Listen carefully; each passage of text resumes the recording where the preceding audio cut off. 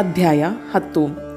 ಶಿವನ ಕುರಿತು ಶ್ರದ್ಧಾಭಕ್ತಿಯ ಅವಶ್ಯಕತೆಯ ಪ್ರತಿಪಾದನೆ, ಶಿವಧರ್ಮದ 4 ಪಾದಗಳ ವರ್ಣನೆ, ಜ್ಞಾನಯೋಗದ ಸಾಧನೆಗಳು ಹಾಗೂ ಶಿವಧರ್ಮದ ಅಧಿಕಾರಿಗಳ ನಿರೂಪಣೆ, ಶಿವಪೂಜೆಯ ಅನೇಕ ಪ್ರಕಾರಗಳು ಮತ್ತು ಅನನ್ಯ ಚಿತ್ತದಿಂದ ಮಾಡುವ ಭಜನೆಯ ಮಹಿಮೆ. ಅನಂತರ ಶ್ರೀಕೃಷ್ಣನು ಪ್ರಶ್ನಿಸಿದಾಗ ಉಪಮನ್ಯು ಮಂದರಾಚಲದಲ್ಲಿ ನಡೆದ ಶಿವ ಪಾರ್ವತಿಯರ ಸಂವಾದವನ್ನು ಪ್ರಸ್ತುತಪಡಿಸುತ್ತಾ ಹೇಳುತ್ತಾರೆ. ಶ್ರೀಕೃಷ್ಣನೇ, ಒಮ್ಮೆ ಪಾರ್ವತಿ ದೇವಿಯು ಭಗವಾನ್ ಶಿವನಲ್ಲಿ ಕೇಳಿದಳು, ಮಹಾದೇವ, ಆತ್ಮತತ್ವವೇ ಮೊದಲಾದ ಸಾಧನೆಯಲ್ಲಿ ತೊಡಗದೆ ಇರುವ ಹಾಗೂ ಅಂತಃಕರಣ ಪವಿತ್ರ ಮತ್ತು ವಶದಲ್ಲಿ ಇಲ್ಲದಿರುವಂತಹ ಮಂದಮತಿ ಮರ್ತ್ಯಲೋಕವಾಸಿ ಜೀವಾತ್ಮರಿಗೆ ತಾವು ಯಾವ ಉಪಾಯದಿಂದ ವಶರಾಗುವಿರಿ? ಮಹಾದೇವನು ಹೇಳಿದನು, ದೇವಿ, ಸಾಧಕನ ಮನಸ್ಸಿನಲ್ಲಿ ಶ್ರದ್ಧೆ ಇಲ್ಲದಿದ್ದರೆ ಪೂಜಾ ಕರ್ಮ, ತಪಸ್ಸು, ಜಪ, ಆಸನಾದಿಗಳು, ಜ್ಞಾನ ಮತ್ತು ಇತರ ಸಾಧನೆಗಳಿಂದಲೂ ನಾನು ಅವರಿಗೆ ವಶನಾಗುವುದಿಲ್ಲ. ಮನುಷ್ಯರಿಗೆ ನನ್ನಲ್ಲಿ ಶ್ರದ್ಧೆ ಇದ್ದರೆ ಯಾವುದೇ ಕಾರಣದಿಂದ ನಾನು ಅವರಿಗೆ ವಶನಾಗುತ್ತೇನೆ. ಮತ್ತೆ ಅವನು ನನ್ನ ದರ್ಶನ, ಸ್ಪರ್ಶ, ಪೂಜೆ ಹಾಗೂ ನನ್ನೊಂದಿಗೆ ಸಂಭಾಷಣೆಯನ್ನು ಮಾಡಬಲ್ಲನು. ಆದ್ದರಿಂದ ನನ್ನನ್ನು ವಶಪಡಿಸಿಕೊಳ್ಳಬೇಕೆಂದು ಬಯಸುವವನು ಮೊದಲಿಗೆ ನನ್ನ ಕುರಿತು ಶ್ರದ್ಧೆಯನ್ನಿರಿಸಬೇಕು. ಶ್ರದ್ಧೆಯೇ ಸ್ವಧರ್ಮದ ಹೇತು ಆಗಿದೆ. ಅದೇ ಈ ಲೋಕದಲ್ಲಿ ವರ್ಣಾಶ್ರಮಿ ಪುರುಷರನ್ನು ರಕ್ಷಿಸುವುದಾಗಿದೆ. ತನ್ನ ವರ್ಣಾಶ್ರಮ ಧರ್ಮದ ಪಾಲನೆಯಲ್ಲಿ ತೊಡಗಿರುವವನಿಗೆ ನನ್ನಲ್ಲಿ ಶ್ರದ್ಧೆ ಉಂಟಾಗುತ್ತದೆ, ಇತರರಿಗಲ್ಲ. ವರ್ಣಾಶ್ರಮಿ ಪುರುಷರ ಸಮಸ್ತ ಧರ್ಮಗಳು ವೇದಗಳಿಂದ ಸಿದ್ಧವಾಗಿವೆ. ಹಿಂದೆ ಬ್ರಹ್ಮದೇವರು ನನ್ನ ಆಜ್ಞೆಯಿಂದಲೇ ಅವನ್ನು ವರ್ಣಿಸಿದ್ದರು.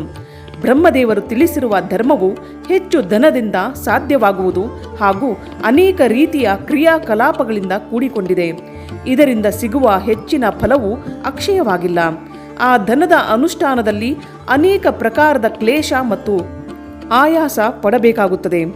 ಆ ಮಹಾನ್ ಧರ್ಮದಿಂದ ಪರಮ ದುರ್ಲಭ ಶ್ರದ್ಧೆಯನ್ನು ಪಡೆದು ವರ್ಣಾಶ್ರಮಿ ಮನುಷ್ಯರು ಅನನ್ಯ ಭಾವದಿಂದ ನನಗೆ ಶರಣು ಬಂದರೆ ಅವರಿಗೆ ಸುಖವಾದ ಮಾರ್ಗದಿಂದ ಧರ್ಮ, ಅರ್ಥ, ಕಾಮ ಮತ್ತು ಮೋಕ್ಷ ಪ್ರಾಪ್ತವಾಗುತ್ತದೆ. ವರ್ಣಾಶ್ರಮ ಸಂಬಂಧಿ ಆಚಾರದ ಸೃಷ್ಟಿಯನ್ನು ನಾನೇ ಪದೇ ಪದೇ ಮಾಡಿರುವೆನು. ಅದರಲ್ಲಿ ಭಕ್ತಿ ಭಾವವನ್ನೆರಿಸಿ ನನ್ನವರಾದ ವರ್ಣಾಶ್ರಮಿಗಳೇ ನನ್ನ ಉಪಾಸನೆಗಳಲ್ಲಿ ಅಧಿಕಾರಿಗಳಾಗಿದ್ದಾರೆ, ಬೇರೆಯವರಲ್ಲ ಎಂಬುದು ನನ್ನ ನಿಶ್ಚಿತ ಆಜ್ಞೆಯಾಗಿದೆ. ನನ್ನ ಆಜ್ಞೆಗನುಸಾರ ಧರ್ಮ ಮಾರ್ಗದಲ್ಲಿ ನಡೆಯುವ ವರ್ಣಾಶ್ರಮಿ ಪುರುಷರು ನನಗೆ ಶರಣು ಬಂದು ನನ್ನ ಕೃಪಾಪ್ರಸಾದದಿಂದ ಮಲ ಮತ್ತು ಮಾಯೆಯೇ ಮೊದಲಾದ ಪಾಶಗಳಿಂದ ಮುಕ್ತರಾಗಿ ಪುನರಾವೃತ್ತಿ ರಹಿತ ನನ್ನ ಧಾಮಕ್ಕೆ ಹೋಗಿ ನನ್ನ ಉತ್ತಮ ಸಾಧರ್ಮ್ಯವನ್ನು ಪಡೆದು ಪರಮಾನಂದದಲ್ಲಿ ನಿಮಗ್ನರಾಗುವರು. ಅದಕ್ಕಾಗಿ ನಾನು ತಿಳಿಸಿರುವ ವರ್ಣಧರ್ಮವನ್ನು ಪಡೆದು ಅಥವಾ ಪಡೆಯದೆಯೇ ನನಗೆ ಶರಣಾಗಿ ನನ್ನ ಭಕ್ತನಾದವನು ಸ್ವತಃ ತನ್ನ ಆತ್ಮನ ಉದ್ಧಾರ ಮಾಡಿಕೊಳ್ಳುವನು. ಇದು ಕೋಟಿ ಕೋಟಿ ಪಟ್ಟು ಹೆಚ್ಚು ಅಲಭ್ಯವಾದ ಲಾಭವಾಗಿದೆ. ಅದಕ್ಕಾಗಿ ನನ್ನಿಂದ ಪ್ರತಿಪಾದಿತ ವರ್ಣಧರ್ಮವನ್ನು ಪಾಲಿಸುವುದು ಅವಶ್ಯಕವಾಗಿದೆ. ಮೋಕ್ಷ ಮಾರ್ಗವನ್ನು ಬಿಟ್ಟು ಬೇರೆ ಯಾವುದೋ ವಸ್ತುವಿಗಾಗಿ ಶ್ರಮ ಪಡುವವನಿಗೆ ಅದೇ ದೊಡ್ಡ ಹಾನಿಯಾಗಿದೆ. ಅದೇ ಭಾರಿ ಕೊರತೆಯಾಗಿದೆ. ಅದೇ ಮೋಹವಾಗಿದೆ. ಅದೇ ಅಂಧತ್ವ, ಮೂಕತ್ವವಾಗಿದೆ. ದೇವೇಶ್ವರಿಯೇ, ನನ್ನ ಸನಾತನ ಧರ್ಮವು 4 ಚರಣಗಳಿಂದ ಕೂಡಿದೆ ಎಂದು ಹೇಳಲಾಗಿದೆ. ಜ್ಞಾನ, ಕ್ರಿಯೆ, ಚರ್ಯೆ, ಯೋಗ ಇವೇ ಆ ಚರಣಗಳ ಹೆಸರುಗಳು. ಪಶು, ಪಾಶ ಮತ್ತು ಪತಿಯ ಜ್ಞಾನವನ್ನೇ ಜ್ಞಾನವೆಂದು ಹೇಳುವರು. ಗುರುವಿನ ಅಧೀನದಲ್ಲಿ ವಿಧಿಪೂರ್ವಕ ಷಡದ್ವಶೋಧನದ ಕಾರ್ಯವೇ ಕ್ರಿಯೆ ಎಂದು ಹೇಳುತ್ತಾರೆ. ನನ್ನಿಂದ ವಿಹಿತವಾದ ವರ್ಣಾಶ್ರಮಯುಕ್ತ ನನ್ನ ಪೂಜಾದಿ ಧರ್ಮಗಳ ಆಚರಣೆಯ ಹೆಸರು ಚರ್ಯೆ ಎಂದಾಗಿದೆ. ನಾನು ತಿಳಿಸಿದ ಮಾರ್ಗದಿಂದಲೇ ನನ್ನಲ್ಲಿ ಸುಸ್ಥಿರ ಭಾವದಿಂದ ಚಿತ್ತವನ್ನು ತೊಡಗಿಸುವ ಸಾಧಕನಿಂದ ಅಂತಃಕರಣದ ವೃತ್ತಿಗಳನ್ನು ನಿರೋಧಿಸಲ್ಪಡುವುದನ್ನೇ ಯೋಗವೆಂದು ಹೇಳುತ್ತಾರೆ. ದೇವಿ, ಚಿತ್ತವನ್ನು ನಿರ್ಮಲ ಹಾಗೂ ಪ್ರಸನ್ನಗೊಳಿಸುವುದು ಅಶ್ವಮೇಧವೇ ಆದಿ ಯಜ್ಞಗಳಿಗಿಂತಲೂ ಶ್ರೇಷ್ಠವಾಗಿದೆ. ಏಕೆಂದರೆ ಅದು ಮುಕ್ತಿ ಕೊಡಿಸುವುದಾಗಿದೆ.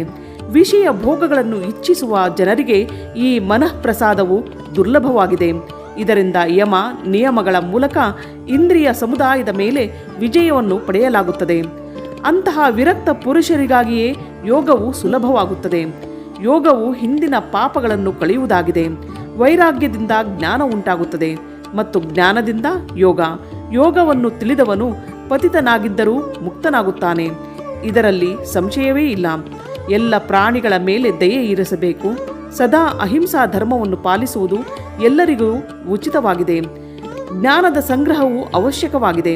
ಸತ್ಯವಾಗಿ ಮಾತನಾಡುವುದು, ಕಳ್ಳತನದಿಂದ ದೂರವಿರುವುದು, ಈಶ್ವರ ಮತ್ತು ಪರಲೋಕದಲ್ಲಿ ವಿಶ್ವಾಸವಿಡುವುದು, ಶಿವನಲ್ಲಿ ಶ್ರದ್ಧೆ ಇಡುವುದು, ಇಂದ್ರಿಯಗಳನ್ನು ಸಂಯಮದಲ್ಲಿಡುವುದು, ವೇದಶಾಸ್ತ್ರಗಳನ್ನು ಕಲಿಯುವುದು, ಕಲಿಸುವುದು, ಯಜ್ಞ ಮಾಡುವುದು, ಮಾಡಿಸುವುದು, ಶಿವನನ್ನು ಚಿಂತಿಸುವುದು, ಈಶ್ವರನ ಕುರಿತು ಅನುರಾಗವಿಡುವುದು, ಜ್ಞಾನಶೀಲನಾಗುವುದು, ಬ್ರಾಹ್ಮಣರಿಗಾಗಿ ಇವೆಲ್ಲವುಗಳು ಅವಶ್ಯಕವಾಗಿದೆ.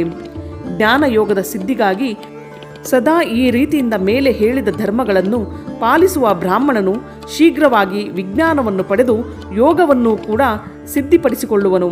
ಪ್ರಿಯೆ, ಜ್ಞಾನಿ ಪುರುಷನು ಜ್ಞಾನಾಗ್ನಿಯ ಮೂಲಕ ಈ ಕರ್ಮಮಯ ಶರೀರವನ್ನು ಕ್ಷಣಾರ್ಧದಲ್ಲಿ ದಗ್ಧಗೊಳಿಸಿ ಶಿವನ ಪ್ರಸಾದದಿಂದ ಯೋಗವನ್ನು ತಿಳಿದುಕೊಂಡು ಕರ್ಮ ಬಂಧನದಿಂದ ಬಿಡುಗಡೆ ಹೊಂದುವನು. ಪುಣ್ಯ ಪಾಪಮಯ ಕರ್ಮಗಳನ್ನು ಮೋಕ್ಷದ ಪ್ರತಿಬಂಧಕವೆಂದು ಹೇಳಲಾಗಿದೆ. ಅದಕ್ಕಾಗಿ ಯೋಗಿ ಪುರುಷನು ಯೋಗದ ಮೂಲಕ ಪುಣ್ಯಗಳನ್ನು ಪರಿತ್ಯಾಗ ಮಾಡಿಬಿಡುವನು. ಫಲದ ಕಾಮನೆಯಿಂದ ಪ್ರೇರಿತನಾಗಿ ಕರ್ಮ ಮಾಡುವುದರಿಂದಲೇ ಮನುಷ್ಯನು ಬಂಧನಕ್ಕೊಳಗಾಗುವನು, ಕೇವಲ ಕರ್ಮ ಮಾಡುವ ಮಾತ್ರದಿಂದಲ್ಲ. ಆದ್ದರಿಂದ ಕರ್ಮದ ಫಲವನ್ನು ತ್ಯಜಿಸಬೇಕು. ಪ್ರಿಯೆ, ಮೊದಲಿಗೆ ಕರ್ಮಮಯ ಯಜ್ಞದ ಮೂಲಕ ಹೊರಗೆ ನನ್ನ ಪೂಜೆ ಮಾಡಿ ಮತ್ತೆ ಜ್ಞಾನಯೋಗದಲ್ಲಿ ತತ್ಪರನಾದ ಸಾಧಕನು ಯೋಗದ ಅಭ್ಯಾಸ ಮಾಡಬೇಕು. ಕರ್ಮ ಯಜ್ಞದಿಂದ ನನ್ನ ಯಥಾರ್ಥ ಸ್ವರೂಪದ ಬೋಧ ಉಂಟಾದ ಮೇಲೆ ಜೀವನು ಯೋಗ ಮುಕ್ತನಾಗಿ ನನ್ನ ಯಜನದಿಂದ ವಿರತನಾಗುತ್ತಾನೆ. ಆಗ ಅವನು ಮಣ್ಣು, ಕಲ್ಲು, ಚಿನ್ನ ಇವುಗಳಲ್ಲಿ ಸಮಭಾವವನ್ನಿಡುವನು. ನನ್ನ ಭಕ್ತನು ನಿತ್ಯಯುಕ್ತ ಹಾಗೂ ಏಕಾಗ್ರ ಚಿತ್ತನಾಗಿ ಜ್ಞಾನಯೋಗದಲ್ಲಿ ತತ್ಪರನಾಗಿದ್ದು ಅವನು ಮುನಿಗಳಲ್ಲಿ ಶ್ರೇಷ್ಠ ಹಾಗೂ ಯೋಗಿಯಾಗಿ ನನ್ನ ಸಾಯುಜ್ಯವನ್ನು ಪಡೆದುಕೊಳ್ಳುವನು. ಮನಸ್ಸಿನಿಂದ ವಿರಕ್ತನಲ್ಲದ ವರ್ಣಾಶ್ರಮಿ ಪುರುಷನು ನನ್ನ ಆಶ್ರಯವನ್ನು ಪಡೆದು ಜ್ಞಾನ, ಚರ್ಯೆ ಮತ್ತು ಕ್ರಿಯೆ ಈ ಮೂರರಲ್ಲಿ ಪ್ರವೃತ್ತನಾಗಲು ಅಧಿಕಾರಿಯಾಗುತ್ತಾನೆ. ಅವನಲ್ಲೇ ಅನುಷ್ಠಾನದ ಯೋಗ್ಯತೆ ಇರುತ್ತದೆ. ನನ್ನ ಪೂಜೆಯಲ್ಲಿ ಬಾಹ್ಯ ಮತ್ತು ಅಭ್ಯಂತರ ಎಂಬ 2 ಪ್ರಕಾರಗಳಿವೆ. ಹೀಗೆಯೇ ಮನಸ್ಸು, ವಾಣಿ ಮತ್ತು ಶರೀರ ಈ ತ್ರಿವಿಧ ಸಾಧನೆಗಳ ಭೇದದಿಂದ ನನ್ನ ಭಜನೆಯು 3 ಪ್ರಕಾರದ್ದೆಂದು ತಿಳಿಯಲಾಗಿದೆ. ತಪಸ್ಸು, ಕರ್ಮ, ಜಪ, ಧ್ಯಾನ ಮತ್ತು ಜ್ಞಾನ ಇವು ನನ್ನ ಭಜನೆಯ 5 ಸ್ವರೂಪಗಳಾಗಿವೆ. ಆದ್ದರಿಂದ ಸಾಧು ಸತ್ಪುರುಷರು ಇವನ್ನು 5 ಪ್ರಕಾರದ್ದೆಂದು ಹೇಳುವರು. ಮೂರ್ತಿಯೇ ಮುಂತಾದವುಗಳಲ್ಲಿ ಬೇರೆಯವರು ತಿಳಿಯುವಂತೆಯೇ ಆಗುವ ನನ್ನ ಪೂಜಾದಿಗಳು ಬಾಹ್ಯ ಪೂಜನ ಅಥವಾ ಭಜನೆ ಎಂದು ಹೇಳಲಾಗಿದೆ. ಅದೇ ಭಜನ ಪೂಜನ ಮನಸ್ಸಿನ ಮೂಲಕ ಆಗುವುದರಿಂದ ಕೇವಲ ತನ್ನದೇ ಅನುಭವದ ವಿಷಯವಾದಾಗ ಅಭ್ಯಂತರ ಎಂದು ಹೇಳಲಾಗುತ್ತದೆ. ನನ್ನಲ್ಲಿ ತೊಡಗಿರುವ ಚಿತ್ತವೇ ಮನಸ್ಸು ಎಂದೆನಿಸುವುದು. ಹೀಗೆಯೇ ನನ್ನ ನಾಮಜಪ ಕೀರ್ತನೆಯಲ್ಲಿ ತೊಡಗಿರುವ ವಾಣಿಯೇ ವಾಣಿ ಎಂದೆನಿಸುವುದು. ನನ್ನ ಶಾಸ್ತ್ರದಲ್ಲಿ ತಿಳಿಸಿರುವ ತ್ರಿಪುಂಡ್ರವೇ ಮೊದಲಾದ ಚಿಹ್ನೆಗಳಿಂದ ಅಲಂಕೃತವಾಗಿ ನಿರಂತರ ನನ್ನ ಸೇವೆ ಪೂಜೆಗಳಲ್ಲಿ ತೊಡಗಿರುವ ಶರೀರವೇ ಶರೀರವಾಗಿದೆ. ನನ್ನ ಪೂಜೆಯನ್ನೇ ಕರ್ಮವೆಂದು ತಿಳಿಯಬೇಕು. ಹೊರಗಿನ ಯಜ್ಞಾದಿಗಳನ್ನು ಕರ್ಮವೆಂದು ಹೇಳಲಾಗುವುದಿಲ್ಲ. ನನಗಾಗಿ ಶರೀರವನ್ನು ಒಣಗಿಸುವುದೇ ತಪಸ್ಸು ಆಗಿದೆ. ಕೃಚ್ರ, ಚಾಂದ್ರಾಯಣಾದಿ ಅವುಗಳ ಅನುಷ್ಠಾನವಲ್ಲ. ಪಂಚಾಕ್ಷರ ಮಂತ್ರದ ಜಪ, ಪ್ರಣವದ ಅಭ್ಯಾಸ ಹಾಗೂ ರುದ್ರಾಧ್ಯಾಯವನ್ನು ಪದೇ ಪದೇ ಪಾರಾಯಣ ಮಾಡುವುದೇ ಜಪ ಎಂದು ಹೇಳಲಾಗಿದೆ. ನನ್ನ ಸ್ವರೂಪದ ಚಿಂತನ ಸ್ಮರಣವೇ ಧ್ಯಾನವಾಗಿದೆ. ಆತ್ಮನಿಗಾಗಿ ಮಾಡಿದ ಸಮಾಧಿಯಲ್ಲ. ನನ್ನ ಆಗಮಗಳ ಅರ್ಥವನ್ನು ಚೆನ್ನಾಗಿ ತಿಳಿಯುವುದೇ ಜ್ಞಾನವಾಗಿದೆ. ಇದರ ಯಾವ ವಸ್ತುವಿನ ಅರ್ಥವನ್ನು ತಿಳಿಯುವುದು ಜ್ಞಾನವಲ್ಲ. ದೇವಿ, ಹಿಂದಿನ ವಾಸನೆಗೆ ವಶನಾಗಿ ಬಾಹ್ಯ ಅಥವಾ ಆಭ್ಯಂತರ ಪೂಜೆಯಲ್ಲಿ ಉಂಟಾದ ಅನುರಾಗದಲ್ಲಿ ದೃಢ ನಿಷ್ಠೆಯನ್ನಿರಿಸಬೇಕು. ಬಾಹ್ಯ ಪೂಜೆಗಿಂತಲೂ ಆಭ್ಯಂತರ ಪೂಜೆ 100 ಪಟ್ಟು ಹೆಚ್ಚಾಗಿದೆ. ಏಕೆಂದರೆ ಅದರಲ್ಲಿ ದೋಷಗಳ ಮಿಶ್ರಣವಾಗುವುದಿಲ್ಲ ಹಾಗೂ ಪ್ರತ್ಯಕ್ಷವಾಗಿ ಕಂಡುಬರುವ ದೋಷಗಳ ಸಂಭವವು ಅಲ್ಲಿ ಇರುವುದಿಲ್ಲ. ಆಂತರಿಕ ಶುದ್ಧಿಯನ್ನೇ ಶುದ್ಧಿ ಎಂದು ತಿಳಿಯಬೇಕು. ಹೊರಗಿನ ಶುದ್ಧಿಯನ್ನು ಶುದ್ಧಿ ಎಂದು ಹೇಳುವುದಿಲ್ಲ. ಆಂತರಿಕ ಶುದ್ಧಿಯಿಂದ ರಹಿತನಾದವನು ಹೊರಗಿನಿಂದ ಶುದ್ಧವಾಗಿದ್ದರೂ ಅಶುದ್ಧವೇ ಆಗಿರುವನು. ದೇವಿ, ಬಾಹ್ಯ ಮತ್ತು ಆಭ್ಯಂತರ 2 ಪ್ರಕಾರದ ಭಜನೆಯು ಭಾವ ಅನುರಾಗ ಪೂರ್ವಕವಾಗಿಯೇ ಆಗಬೇಕು. ಭಾವವಿಲ್ಲದೆ ಅಲ್ಲ. ಭಾವರಹಿತ ಭಜನೆಯಾದರೂ ಕೇವಲ ವಿಪ್ರಲಂಭ ಅಂದರೆ ಕಪಟದ ಕಾರಣವೇ ಆಗುತ್ತದೆ. ನಾನಾದರೂ ಸದಾ ಕೃತಕೃತ್ಯನಾಗಿರುವೆನು. ಆದ್ದರಿಂದ ಮನುಷ್ಯನು ನನಗೇನು ಕೊಡಬಲ್ಲನು? ಅವನು ಮಾಡಿದ ಬಾಹ್ಯ ಅಥವಾ ಆಭ್ಯಂತರ ಪೂಜೆಯಲ್ಲಿರುವ ಅವನ ಭಾವ ಪ್ರೇಮವನ್ನೇ ನಾನು ಸ್ವೀಕರಿಸುವೆನು. ದೇವಿ, ಕ್ರಿಯೆಯ ಏಕಮಾತ್ರ ಆತ್ಮ ಭಾವವಾಗಿದೆ. ಅದೇ ನನ್ನ ಸನಾತನ ಧರ್ಮವಾಗಿದೆ. ಮನಸ್ಸು, ವಾಣಿ, ಕರ್ಮ ಇವುಗಳ ಮೂಲಕ ಎಲ್ಲಿಯೂ ಕಿಂಚಿತ್ತಾದರೂ ಫಲದ ಇಚ್ಛೆಯನ್ನಿರಿಸದೆ ಕ್ರಿಯೆ ಮಾಡಬೇಕು.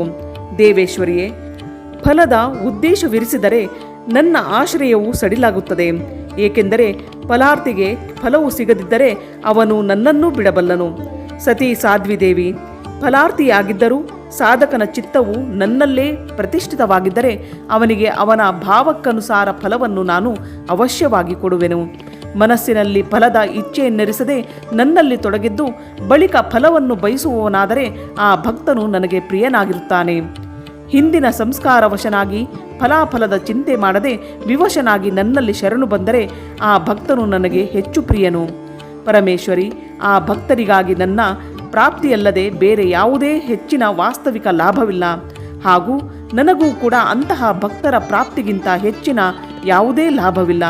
ನನ್ನಲ್ಲಿ ಅರ್ಪಿತವಾದ ಅವರ ಭಾವದಂತೆ ನನ್ನ ಅನುಗ್ರಹದಿಂದಲೇ ಅವರಿಗೆ ಬಲವಂತವಾಗಿ ಪರಮ ನಿರ್ವಾಣರೂಪಿ ಫಲವು ದೊರೆಯುತ್ತದೆ. ತನ್ನ ಚಿತ್ತವನ್ನು ನನ್ನಲ್ಲಿ ಅರ್ಪಿಸಿರುವ ನನ್ನ ಅನನ್ಯ ಭಕ್ತನಾದ ಮಹಾತ್ಮ ಪುರುಷರೇ ನನ್ನ ಧರ್ಮದ ಅಧಿಕಾರಿಯಾಗಿರುವರು. ಅವರ 8 ಲಕ್ಷಣಗಳನ್ನು ಹೇಳಲಾಗಿದೆ. ನನ್ನ ಭಕ್ತರ ಕುರಿತು ಸ್ನೇಹ, ನನ್ನ ಪೂಜೆಯ ಅನುಮೋದನೆ, ಸ್ವತಃ ತನಗೂ ಪೂಜೆಯಲ್ಲಿ ಪ್ರವೃತ್ತಿ, ನನಗಾಗಿಯೇ ಶಾರೀರಿಕ ಚೇಷ್ಟೆಗಳಿರುವುದು, ನನ್ನ ಕಥೆಯನ್ನು ಕೇಳುವುದರಲ್ಲಿ ಭಕ್ತಿಭಾವ, ಕತೆ ಕೇಳುವಾಗ ಸ್ವರ, ನೇತ್ರ, ಅವಯವಗಳಲ್ಲಿ ರೋಮಾಂಚನ ಉಂಟಾಗುವುದು, ಪದೇ ಪದೇ ನನ್ನ ಸ್ಮೃತಿ ಮತ್ತು ಸದಾ ನನ್ನಲ್ಲೇ ಆಶ್ರಿತನಾಗಿ ಜೀವನ ನಿರ್ವಹಣೆ. ಈ 8 ಪ್ರಕಾರದ ಚಿಹ್ನೆಗಳು ಯಾವುದೇ ಮ್ಲೇಂಛನದಲ್ಲಿದ್ದರೂ ಅವನು ವಿಪ್ರ ಶಿರೋಮಣಿ ಶ್ರೀಮಾನ್ ಮುನಿಯಾಗಿರುವನು. ಅವನೇ ಸನ್ಯಾಸಿಯೂ ಪಂಡಿತನೂ ಆಗಿರುವನು. ನನ್ನ ಭಕ್ತನಲ್ಲದವನು 4 ವೇದಗಳ ವಿದ್ವಾಂಸನಾಗಿದ್ದರೂ ನನಗೆ ಪ್ರಿಯನಲ್ಲ. ಆದರೆ ನನ್ನ ಭಕ್ತನಾದವನು ಚಾಂಡಾಲನಾಗಿದ್ದರೂ ಪ್ರಿಯನಾಗುವನು. ಅವನಿಗೆ ಕಾಣಿಕೆ ಕೊಡಬೇಕು, ಅವನಿಂದ ಪ್ರಸಾದವನ್ನು ಸ್ವೀಕರಿಸಬೇಕು. ಹಾಗೂ ಅವನು ನನ್ನಂತೆಯೇ ಪೂಜನೀಯನಾಗಿರುವನು. ಭಕ್ತಿ ಭಾವದಿಂದ ನನಗೆ ಪತ್ರ, ಪುಷ್ಪ, ಫಲ ಅಥವಾ ಜಲ ಅರ್ಪಿಸುವವನಿಗೆ ನಾನು ಅದೃಶ್ಯನಾಗಿರುವುದಿಲ್ಲ ಮತ್ತು ಅವನು ಕೂಡ ನನ್ನ ದೃಷ್ಟಿಯಿಂದ ಮರೆಯಾಗುವುದಿಲ್ಲ. ನ ಮೇ ಪ್ರಿಯಶ್ಚತುರ್ವೇದಿ ಮದ್ಭಕ್ತಃ ಶ್ವಪತೋಪಿಯಃ ತಸ್ಮೈ ದೇಯಂ ತಥೋಗ್ರಾಹ್ಯಂ ಸ ಚ ಪೂಜ್ಯೋ ಯಥಾಹ್ಯಹಂ. ಪತ್ರಂ ಪುಷ್ಪಂ ಫಲಂ ತೋಯಂ ಯೋ ಮೇ ಭಕ್ತ್ಯಾ ಪ್ರಯಚ್ಛತಿ ತಸ್ಯಾಹಂ ನ ಪ್ರಣಶ್ಯಾಮಿ ಸ ಚ ಮೇ ನ ಪ್ರಣಶ್ಯತಿ. ಇಲ್ಲಿಗೆ ಅಧ್ಯಾಯ 10 ಸಂಪೂರ್ಣವಾಯಿತು.